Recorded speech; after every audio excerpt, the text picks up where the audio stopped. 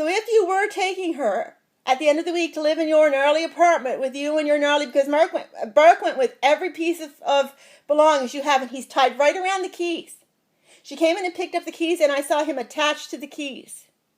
So he's right through that apartment, and you know he's got it set up like they did with the buildings around the World Trade Center on 9/11. But for very likely, whorehouses or something down there. Or to torture her alone where her mom's not there to look after her. But if you take her, I could call the cops. Well, for one, would I even have actual legal right? But I'll end up dead. I can't help her at all when I'm dead.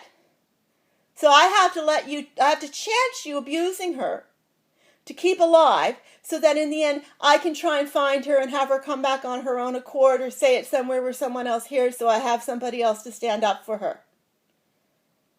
Because that's all we're down to by this point, because the other option is dying, and, well, whether they win the court case or not, whether anybody even bothers to try to fight for me, because most people now would let you talk to them and say there's something wrong with me because you're leaving them alone while you're doing it to me. But I would be gone.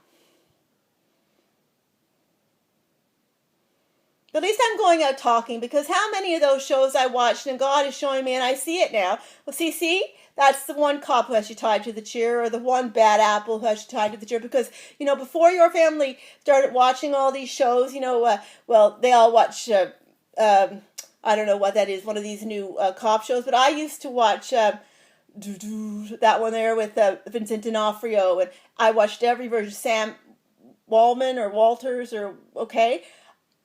I watched every one of those.